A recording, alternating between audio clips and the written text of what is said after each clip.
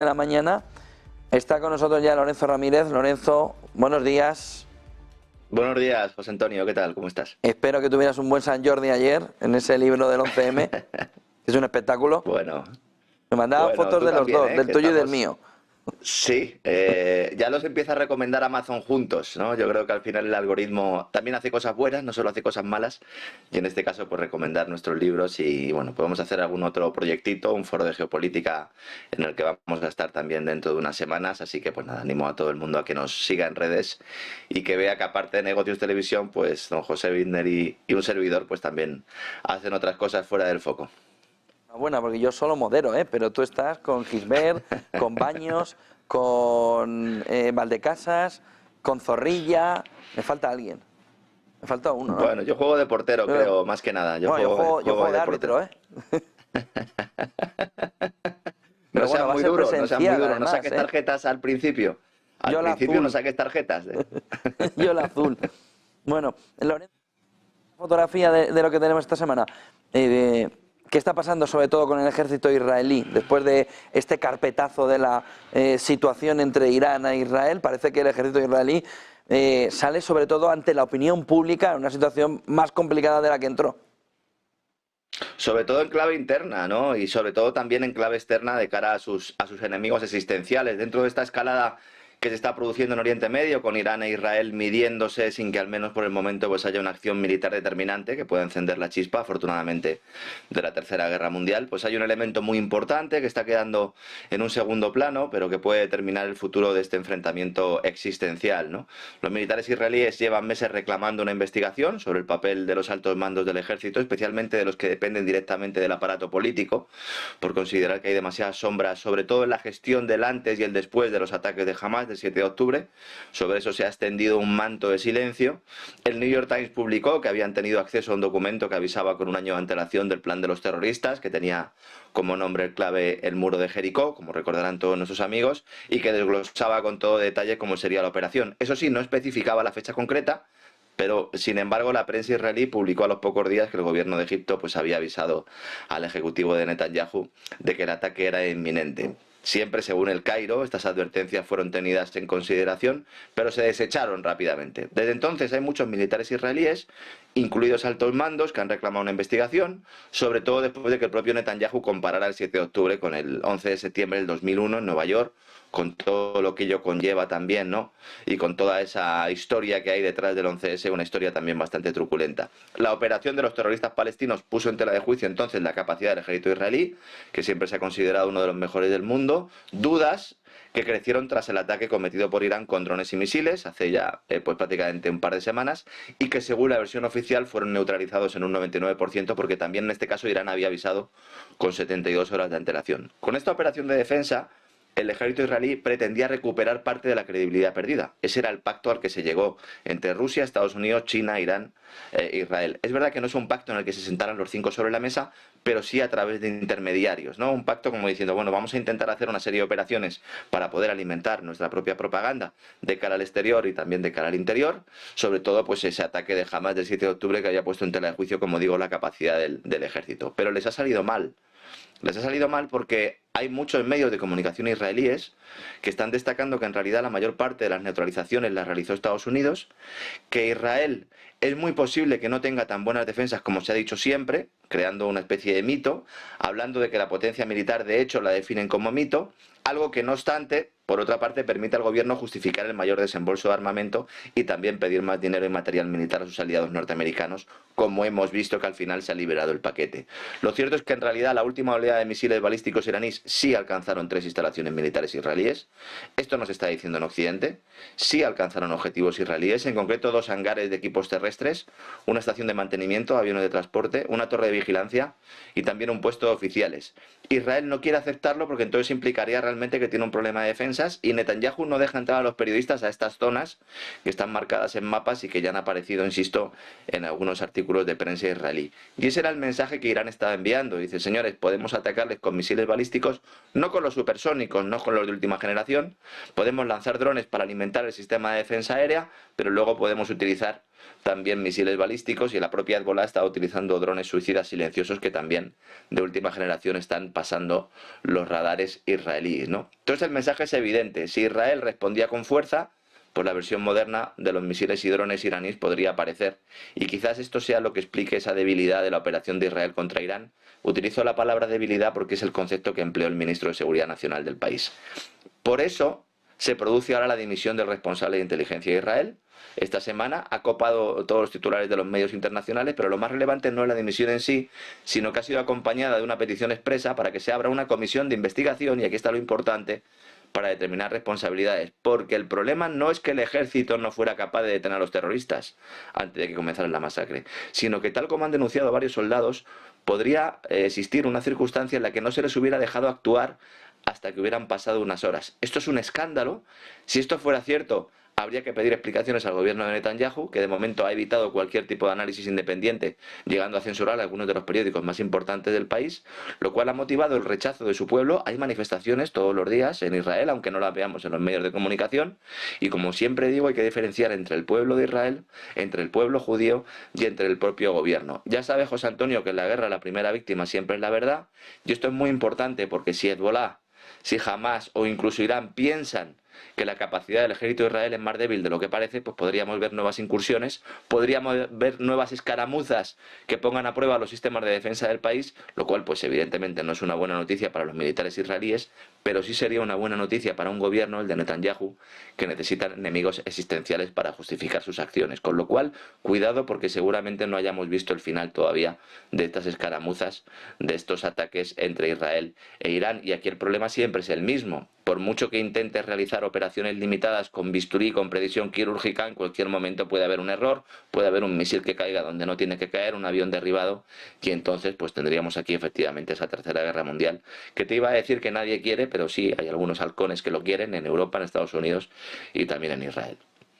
Tenemos también, con esa aprobación de los 95.000 millones que se veía ayer en el Senado, un movimiento que, para aprovechar ese movimiento de entrada de dinero, ¿no? Pues colateralmente por aquí cuelo que extensión de la ley de vigilancia en Estados Unidos, no extraña, ¿no?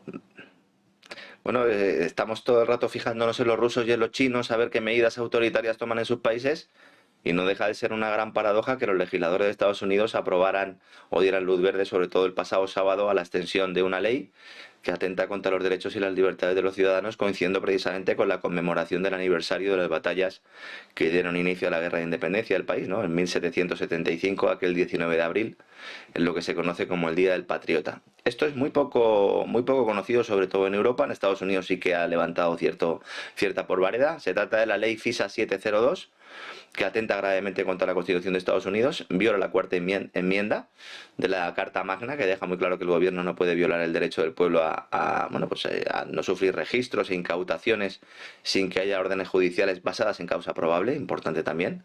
En concreto, lo que se ha hecho es aprovechar la cita en la que se desbloqueaba ese envío de dinero a Ucrania, a Israel, a Taiwán, etcétera, etcétera, para reautorizar, es decir, volver a poner en marcha una normativa que es completamente totalitaria, la FISA 702, que autoriza registros sin orden judicial por parte del gobierno federal, incluyendo todas las comunicaciones electrónicas de los estadounidenses, sus listas de contactos, los hábitos de compra, los registros bancarios, publicaciones en redes sociales. Todo queda sujeto a la revisión y vigilancia de una especie de mecanismo policial opaco de corte totalitario, que es algo que ha sido respaldado por el Congreso y por el Senado de Estados Unidos. Hay varios representantes políticos que se han opuesto a esta violación de derechos elementales, han denunciado el abuso de poder que se ha cometido cuando ha sido empleada esta norma con anterioridad, que es un programa de vigilancia masiva en la que participan las tecnológicas de Silicon Valley, que se han insertado en ese complejo militar industrial del país como un elemento más, y mientras desde la Casa Blanca se critica a China por supuestamente utilizar a sus multinacionales tecnológicas como herramientas de política exterior y también como armas de control interior, pues vemos como Estados Unidos aspira, envidia, anhela un modelo que va incluso más allá que el sistema chino, porque se viste de democracia. Que aquí la gravedad es, los chinos ya sabemos que son una dictadura. Pero ¿qué pasa con las democracias occidentales? Porque si tú tomas las mismas decisiones y adoptas las mismas políticas, entonces dejas de convertirte en una democracia. Y en realidad esto es el secuestro de las voluntades ciudadanas con un sistema controlado por una plutocracia donde ya no sabemos dónde termina el papel del Estado y comienza el de la gran corporación. Hay muchos ejemplos. Facebook es la herencia de un proyecto del Pentágono denominado LifeLock. Google hace muchos años que entrega también datos al Pentágono sin orden judicial. Microsoft utiliza puertas traseras de sus sistemas operativos para proporcionar información a los servicios de inteligencia y empresas de redes sociales, como Twitter o X, pues se ha demostrado también que se emplearon para manipular la opinión pública de cara a las elecciones en Estados Unidos, ¿no? En ese escándalo de las Twitter Files. Estamos ante una gran hipocresía, es una situación a la que ahora se le da rango de ley, lo cual es aún más grave, porque es grave hacerlo debajo de la cuerda, pero encima aprobarlo por ley, amparando con normas y regulaciones medidas y actos que atentan, insisto, contra la propia Carta Fundacional del país norteamericano, sin que el Tribunal Supremo haya puesto objeción alguna, mostrando que el antaño garante sistema judicial estadounidense se está pudriendo desde dentro, cometiendo las mismas medidas liberticidas de las que acusa a sus enemigos, ¿no? Y luego hay otra cosa muy importante. Esta ley incluye disposiciones que obligan a la comunidad de inteligencia a notificar a los dirigentes políticos del Congreso cuando ellos son los que están siendo espiados por esa propia comunidad de inteligencia, para que sean conscientes de que están siendo espiados. Por lo tanto, hay una doble vara de medir. También atenta contra la Carta Fundacional de los Estados Unidos. El ciudadano se queda sin defensa y esto ha provocado que haya senadores como el republicano Mike Lee, representante de Utah, que ha dicho, oiga, por lo menos vamos a intentar o vamos a promover que este Tribunal de Vigilancia e Inteligencia Extranjera, que es como lo han denominado, este organismo parapolicial, pueda designar un abogado externo para defender los derechos de una persona que esté siendo espiada, una persona estadounidense. Al no ser notificada no se puede defender, por lo tanto vamos a poner un abogado externo, ¿no? Lo votaron y la enmienda fue rechazada. Y esto es similar a lo que ocurre en el caso de TikTok, porque el problema de TikTok no es que esté en manos de los chinos o que en realidad tiene buena participación de fondos de inversión de Estados Unidos. El problema es que la Casa Blanca quiere que esté bajo el ala, bajo el manto del propio Pentágono. Es decir, el problema no es que TikTok espíe. Lo que quieren es que espíe para el Pentágono y para la Casa Blanca, porque hay 150 millones de estadounidenses que tienen la aplicación en sus teléfonos móviles y por lo tanto esto es un caramelo muy goloso como para ser desechado, ¿no? Vemos poco a poco cómo ese escenario distópico orwelliano se va haciendo realidad, la que se supone que es la democracia más garante del mundo, mientras todos estamos mirando a Ucrania, a Taiwán o ahora a Oriente Medio. Siempre en toda guerra los gobiernos aprovechan para adoptar medidas liberticidas, para ir reduciendo poco a poco la capacidad del ciudadano para poder defenderse. También en la primera democracia del mundo, José Antonio. ¿No? En El Salvador, ese pacto de Bukele para establecerse en El Salvador, visto sobre todo por Bukele como un movimiento positivo de confianza hacia su gobierno, pero también un establecimiento de tecnocracia, entiendo, ¿no? En el tema de Bukele hay que ver las luces y las sombras de este tipo de políticos para no caer en el clásico error de alabar solo las acciones que puedan parecer positivas, eludiendo las cuestiones espinosas que no cuadran con el sesgo de confirmación que tenga cada uno. Quizás este es uno de los mayores problemas que tenemos en nuestros días, ¿no? Yo hace tiempo, ¿no?, que el tema de Bukele lo he ido dejando a un lado porque quería ir viendo cómo desarrollaba. Hay muchos amigos aquí en Negocios Televisión, también en cesarvidal.tv, donde trabajo todos los días con César Vidal, que nos van preguntando sobre Bukele. En algún momento haré algún tipo de monográfico. Pero aquí hay que definir muy bien que este es un político que llega a un país con muchos problemas endémicos, inseguridad ciudadana, crisis económica permanente. El tema de la seguridad ciudadana lo ha solucionado con mano de hierro, creando un Estado policial que ha garantizado la seguridad a toda costa, mientras que en el terreno económico pues destaca mucho su apuesta por el Bitcoin, la criptodivisa por excelencia descentralizada, sin banco central, que está viviendo una época dorada, ya no solo porque sus partidarios consideren que es una alternativa al actual sistema monetario fraudulento o el dinero deuda que impera en el planeta, sino porque los grandes financieros de Wall Street pues han decidido impulsarlo como activo financiero, no como dinero, a través de los ETF, intentando secuestrarlo para que no cumpla su función primigenia. Es verdad que Bukele siempre ha tenido pues una querencia por el tema tecnológico, lo cual pues no es ni positivo ni negativo. Las herramientas tecnológicas pueden ser armas o pueden ser pues eso, herramientas, ¿no?, puestas a disposición del público en función del uso que se les dé. Un martillo no es ni bueno ni malo. Si lo utilizas para clavar un clavo y construir una casa, pues estupendo. Si lo utilizas para abrir la cabeza a tu vecino, pues evidentemente es malo, ¿no? Entonces Bukele ha firmado un acuerdo con Google. Hay muchos que piensan que el acuerdo es para que Google ponga algún tipo de fábrica, de industria allí, pero no. Vamos a ver, es verdad que las reformas que está llevando a cabo el gobierno de El Salvador pueden atraer capital, evidentemente, pero cuando uno analiza la letra pequeña de este convenio, lo cierto es que cubre muchos elementos inquietantes, porque no se trata de una inversión de Google en el país para llevar allí una parte de su capacidad productiva, generando empleo, aportando dinero a las arcas públicas. Estamos ante una operación de control del aparato gubernamental. de la sanidad y de la educación. Es decir, son 3 pilares: gobierno digital, sanidad digital y educación digital, que son las herramientas que está ofreciendo la empresa, una empresa que, como te decía antes, trabaja codo con codo con el Pentágono, y que es uno de los pilares en los que se sustenta ese nuevo complejo militar industrial del que hablaba Eisenhower, al cual ahora se suma el aparato tecnológico. Yo personalmente no creo que la llegada de Google a El Salvador se explique por la mayor seguridad jurídica, sino que responde más a la oportunidad que implica un país pequeño, que partía de una situación muy poco ventajosa y que ahora tiene un gobernante que cree en la tecnología y que quiere darle la vuelta a las estructuras administrativas como si fueran un calcetín. Entonces, desde el punto de vista, la empresa norteamericana tiene una ocasión de oro para utilizar El Salvador como un laboratorio que le permita probar hasta qué punto puede moldear una sociedad desde arriba empleando criterios de ingeniería social. Evidentemente, me puedo equivocar, pero yo temo que Bukele sea utilizado para implantar sistemas de control digital, la identificación digital europea, que aquí nos van a implantar, allí parece que se va a implantar más rápido, sistemas de control biométrico para el control de la población, similares a los que se van a crear también en Europa, utilizando como caballo de Troya el fenómeno migratorio, impulsado a su vez por los mismos tipos que ahora nos ofrecen soluciones mágicas de la mano de la revolución digital. Entonces, primero serán los delincuentes, luego los inmigrantes y después todos los demás. Así que yo siempre reclamo que cuidado con los lobos con piel de cordero, porque si los dejamos entrar en nuestras granjas, pues al final se comen vivo hasta el pastor, ¿no? Es verdad que en El Salvador mucha gente está dispuesta a sacrificar libertad por seguridad porque no ha tenido ninguna de las dos cosas nunca, por eso El Salvador es perfecto desde este punto de vista. Pero cuidado, porque desde luego que por mucha seguridad que tengas, si no tienes libertad, pues evidentemente no puedes tener democracia, y al final el peligro no es que haya unas bandas de delincuentes en las calles, el peligro lo vas a tener del Estado y de unas grandes corporaciones que no son de tu país, que ya no es que sea el Estado que te está controlando a ti, sino que son multinacionales extranjeras al servicio de poderes extranjeros quienes están tomando las decisiones en tus países, ¿no? Cuidado con estos ejemplos, porque a lo mejor acabamos abrazándolos y cuando nos demos cuenta, pues tenemos ya al enemigo en casa. Un asunto más, Lorenzo, lo que está sucediendo alrededor de Naturgy, ¿no? ¿Está jugando Moncloa ahí un entorno de jugar esa baza rusa para justificar al final que la SEPI vuelva a tomar otra posición, en este caso en Naturgy? Moncloa lo que está haciendo es mentir como bellacos, ¿no? Como hicieron también en el caso de Telefónica. Dicen, uy, es que vienen los saudíes, nosotros no lo sabíamos, vamos a entrar en el capital de Telefónica. Es que vienen ahora los de Emiratos, nosotros no lo sabíamos, vamos a entrar también en el capital de Emiratos.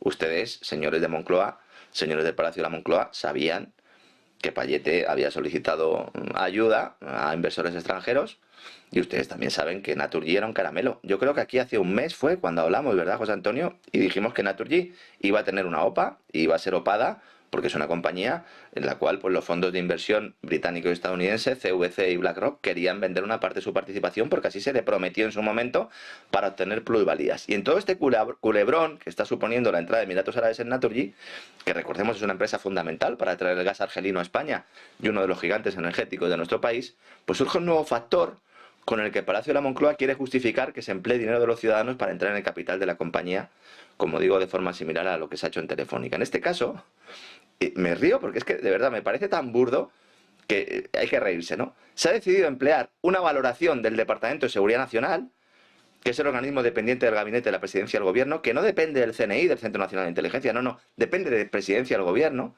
para dejar caer en algunos medios de comunicación económicos españoles que Emiratos tiene mucha cercanía con Rusia y China. De tal manera que se justificaría la intervención del Ejecutivo diciendo, no, cuidado que vienen los rusos y los chinos a quedarse con nuestro gas.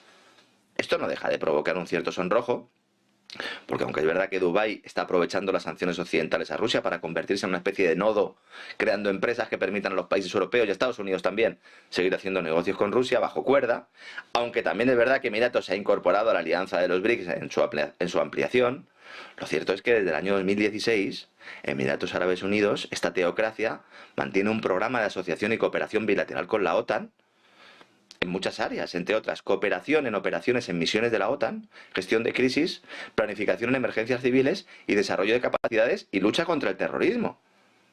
Si de alguien está cerca Emiratos es de la OTAN. Y en el año 2022 Emiratos firmó con Israel y otros países como Bahrein, como Egipto y como Marruecos formar parte de lo que se conoce como la OTAN de Oriente Medio. Oriente Próximo, diríamos los españoles, porque ya al final acabamos traduciendo, ¿verdad?, el término en inglés, Middle East, y nosotros tendríamos que decir Oriente Próximo, mea culpa, porque yo también cometo ese error. De forma que jugar la carta de la injerencia rusa o china para justificar adquisiciones de Naturgy es un despropósito absoluto. Aquí, lo que no se quiere admitir es que el Palacio de la Moncloa dio su visto bueno a Criteria, el holding de participadas de la Caixa, para que negociara con los árabes. ¿Para qué? Pues para permitir a los fondos de inversión CVC y BlackRock vender una parte de las acciones, para lograr las plusvalías prometidas, lo cual a su vez aumenta el peso de los países del Golfo en el IBEX hasta rondar los 24.000 millones de euros, poniendo en sus manos más del 50% de la gestión del gas en España y un tercio del suministro, si incluimos también a Cepsa, que no olvidemos que Cepsa está controlada por un fondo soberano emiratí también. Y aquí es el gobierno el que tendría que explicar por qué razón se permite que las dictaduras árabes compren acciones de empresas españoles, y esto es algo bueno e incluso deseable, pero hacer lo mismo con las chinas es intolerable. Poca gente sabe que el CNI, Centro Nacional de Inteligencia, lleva mucho tiempo peinando el sector empresarial para detectar el interés de grandes empresas chinas en compañías españolas para neutralizarlo, señalando, seguramente con razón, que cualquier empresa del gigante asiático forma parte de la infraestructura de apoyo al espionaje. La pregunta es, ¿y las de Arabia Saudí, Emiratos Árabes Unidos y Qatar no sirven a la inteligencia de estos estados? ¿O es que hay un pacto para que los petrodólares rieguen al IBEX en plena sequía inversora nacional? Bueno, pues esa es la pregunta que debería contestar el gobierno y que yo creo que nuestros amigos en sus casas, nuestros oyentes, los seguidores de Business Connection, pues yo creo que ya saben, ¿no?, cuál es esa respuesta, José Antonio. Muchísimas gracias, Lorenzo Ramírez. Buen día y buen negocio. A ti siempre un abrazo, José Me Antonio. tenías aquí concentrado con lo de Begoña Gómez, que ahora lo cuento. La que se está liando. Al final le van a crecer los enanos, porque sabes que también van a investigar el tema de Pegasus, el teléfono de Pedro Sánchez, con lo Sí, cual sí. en casa las cenas van a ser complicadas. Creo que va a coger el Falcon el presidente más de la cuenta, sobre todo ahora que han triplicado el dinero de catering y han puesto ya whisky de buena calidad. Pues Dicen que parece durará el palco poco del Bernabéu. Sí, sí. Al que ya no voy hace mucho tiempo, la verdad, pero sí, Yo sí, tampoco. parece el palco del Bernabéu entre pelotazo y pelotazo, José Antonio. Gracias, Lorenzo. A ti. 10:15. Ojo a la fotografía.